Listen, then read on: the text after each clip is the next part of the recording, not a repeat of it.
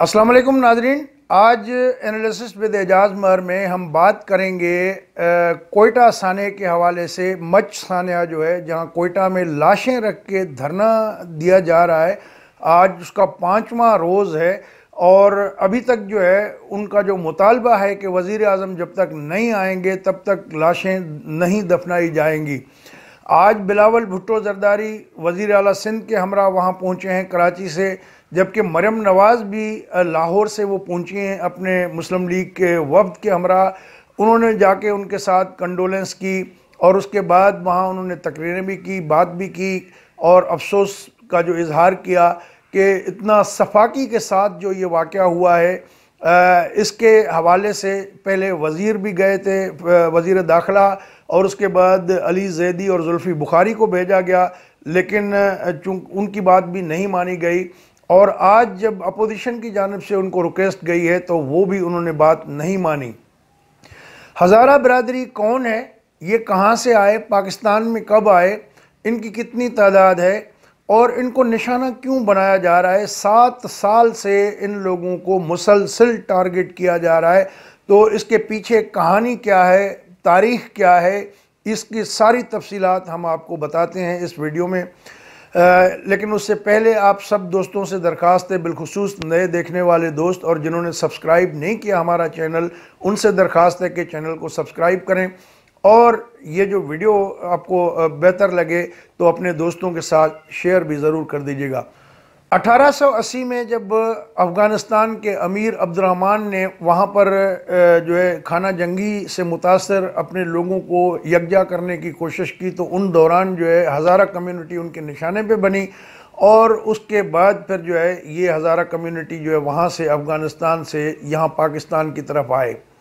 तो पाकिस्तान में एक मोहतात अंदाजे के ज़रिए इसकी सही डेटा तो मौजूद नहीं है, लेकिन कहा यह जाता है कि 11 से 15 लाख के करीब हज़ारा बरादरी के लोग पाकिस्तान में रहते हैं और सबसे ज़्यादा जो आबादी इनकी है एक जगह पे अगर देखी जाए तो वो, वैसे तो कराची में भी हज़ारा कॉलोनी है, लेकिन जो कोयटा में है तकरीबन 7 लाख के करीब हज़ारा बरादरी के लोग रहते हैं।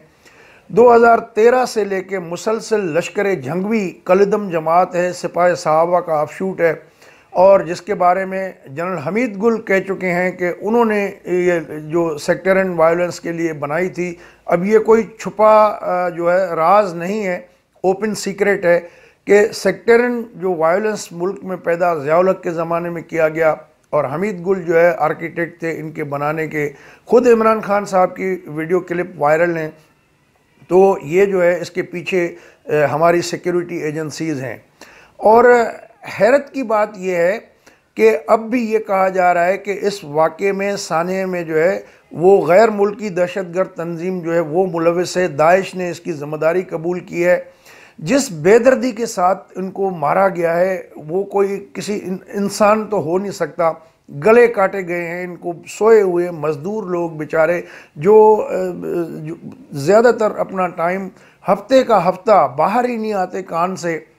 तो ये मच का जो एरिया है ये पूरा कोयले से ढका हुआ है और दरियाए बूलान जो है मच शहर के अंदर से आता है जो उसको डिवाइड करता है। इतना बड़ा शहर भी नहीं है। तो सिब्बी और कोयटा के उसके आसपास के इलाके में जो है उसके ये वाक़े है। तो मच में जो है कोयला है, पहाड़ों से माला माल बड़े ज़खायर हैं। ये अंग्रेज़ के ज़माने से कोयला वहाँ निकाला जाता है और जो हज़ारा कम्युनिटी के लोग हैं उनको एक्सपर्टीज़ है इस मामले में। वो पेशेंस वाले लोग हैं, मेहनती लोग हैं, सख्त जान हैं। तो कोहिस्तान शांगला से भी लोग जो है, सवात से भी यहाँ मज़दूरी करने के लिए आते हैं, लेकिन ज़्यादातर जो अच्छे मज़दूर जो समझे जाते हैं, जो कोई फटा तकरार नहीं करते, तो वो ज़्यादा कानकन हैं, उनको अवलियत दी जाती है हज़ारा कम्युनिटी के लोगों को। तो इसके पीछे सारा जो है लश्कर झंगवी और फिर अब जो है दाइश का नाम आया है। लेकिन जो हज़ारा कम्युनिटी के लोग इस वक्त एहतजाज पे बैठे हुए हैं, उनके जो सरकर्दा नुमाइंदा हैं उनके पास डीसी कोयटा भी गए, वज़ीर दाखिला शेख रशीद गए थे, अली जैदी गए, जुल्फ़ी बुखारी गए। हैरत की बात यह है कि ऐसे ये निकम्मे लोग हैं कि वहाँ गए हैं उनसे जुल्फी बुखारी कहता है कि जी अगर इमरान खान साहब आ जाएंगे तो उससे आपको क्या फ़र्क पड़ेगा। आप उनके ज़ख्मों पे मरहम रखने गए हैं या नमक छिड़कने गए हैं? कोई तरीका ढंग का नहीं इनका, न बात करने का, और वो भी उनको जो है तड़ी लगाने, जो कुछ हो गया सी हो गया, चलो अभी लाशें दफनाओ, हम दुख में बराबर के शरीक हैं। एक रस्मी इस तरह की मगरमच्छ के जो वो आंसू होते हैं, आंसू बहाना तो दूर की बात, लेकिन इनका जो तरीक़ेकार था वो बड़ा अजीब और गैर इंसानी था, जिस पे मकामी लोगों ने भी एतराज़ किया है।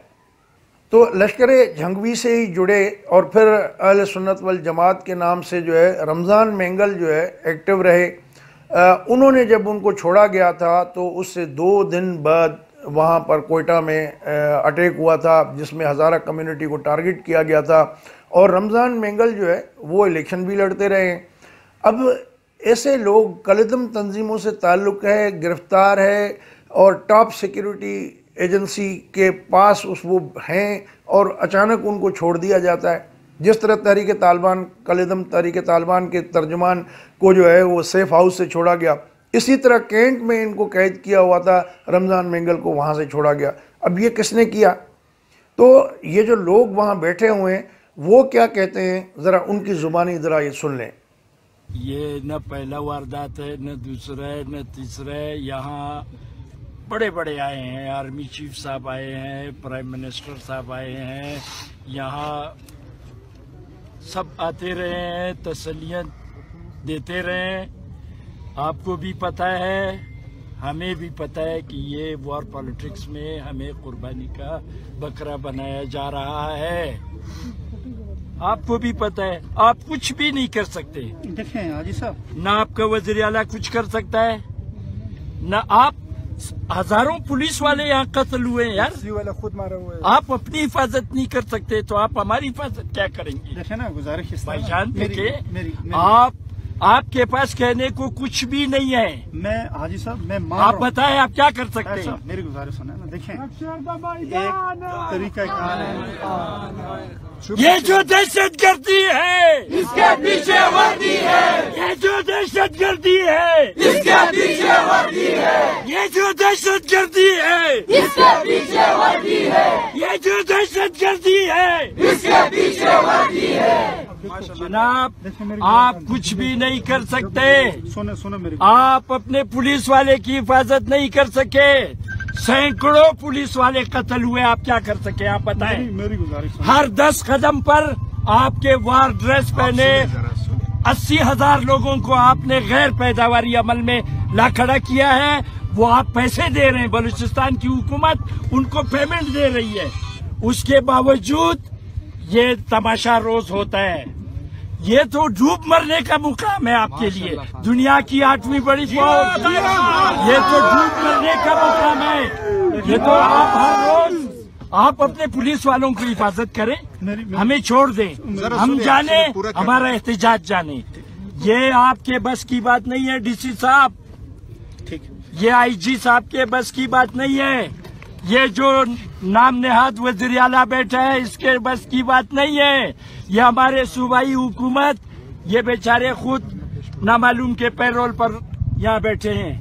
आप कैसे हमें कैसे तसल्ली दिला सकते हैं? अगर आपका ज़मीर है आप हमें कैसे तसल्ली देंगे? चले आप बताएं। सर लेकिन दुख हमें इस बात का है, पिछले 20 सालों से हमारे खिलाफ जो इतनी दहशतगर्दी हुआ है, कोई एक कातिल आप बता दो जो आपने पकड़ा हो, उनको फांसी दी हो। सर 20 साल से 3,000 लाशें उठाया, 5,000 हमने यहाँ पे माजूर है। देखो मेरी गुजारिश सुनो, इस तरह है ना कि ये बादीनी मारा गया था, ये आपके सामने मारा गया, ये सब अब देखो आपके बने बनाए नहीं हमारे बने बनाए नहीं सर। क्यों इमरान खान साहब वजीर आजम का खुद बयान है कि ये जो दहशतगर्द पाक फौज ने बनाए थे, अब उनका मकासद खत्म हो गया, अब उसकी जरूरत नहीं है। इदारों को इसमें ना खींचो, हमने आपस में बैठ के रहने का हक मांग रहे हैं और ये हमारा हक है। मेरी गुजारिश, according to international human right charter ये हमारा हक है। बिल्कुल आपका हक है। मैं सिर्फ गुजारिश 3,000 से ज़ायद हज़ारा बरादरी के लोग जो है अभी तक शहीद किए जा चुके हैं, और उनका कोई कसूर नहीं। वो न भीख मांगते हैं न क्या करते हैं, अपने ज़ोरे बाजू पे मेहनत मजदूरी करके कमाते हैं, खाते हैं। लेकिन इस कम्युनिटी को सिर्फ मसलक की बेस पे शिया होने की वजह से इनको निशाना बनाया जाता है। हज़ारा कम्युनिटी के ये लोग बेसिकली तो चंगेज़ खान के नस्ल से हैं। तो चंगेज़ खान जो है मंगोलों का लीडर था, उन्होंने पूरे इस इलाके को जो है ताराज किया था, हर जगह उनकी फतेह के किस्से थे। फिर उनको 1227 में, अगस्त 1227 में अलाउद्दीन खिलजी जब हुक्मरान थे यहाँ पे, उनकी फ़ौज ने जो है शिकस्त दी थी, जिसमें जो है उसके बाद वो मारे गए चंगेज़ खान। और ये उस मंगोल नस्ल के लोग हैं बुनियादी तौर पे।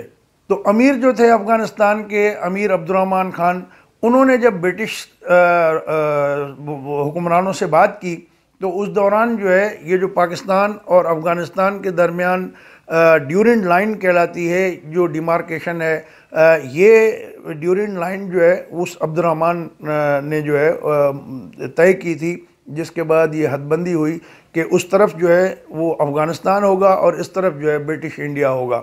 2670 किलोमीटर की ये तवील पोरस बॉर्डर है अफ़गानिस्तान और पाकिस्तान के दरमियान। पुरपेच पहाड़ी रास्ते हैं, कहीं ऊंचाई नीचाई है। तो अब इसको जो है बाड़ लगाई जा रही है, जिस पे भी एतराज़ किया जा रहा है कि भाई ये कोई इंटरनेशनल बॉर्डर तस्लीम नहीं हुई है, तो इस पर बाड़ न लगाई जाए।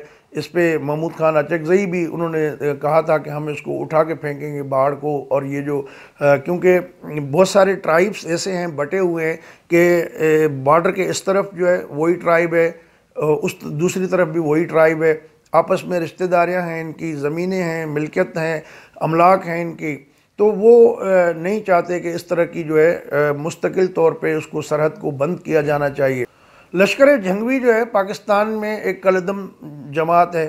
ये लोग जो है कश्मीर जिहाद में इस्तेमाल हुए, जैसा कि इमरान खान साहब की क्लिप भी वायरल हैं, वो यूएन में भी कह के आए यही बात कि हमारी सिक्योरिटी एजेंसीज़ ने ये जिहादी तंजीमें बनाई थी फ़ौज के बिल्कुल तर्ज पे। फिर इनसे काम लेने के बाद जो है वो ज़ाहिर है कि उनको ट्रेनिंग ही मरने मारने की है, तो वो उनसे क्या काम आप जो है वो तवक्को कर सकते हैं। जब उनको काम नहीं मिला, मुशर्रफ के दौर पे में ही पाबंदी लगी, तो ये लोग आगे पीछे हो गए। अब रिसेंटली जो है ISPR वालों ने ब्रीफिंग भी दी थी शाह महमूद कुरैशी साहब के हमरा, जिसमें उन्होंने बताया था कि अब इंडिया इन पे इन्वेस्ट कर रहा है और ये अफ़गानिस्तान में बैठ के पाकिस्तान के ख़िलाफ़ काम कर रहे हैं।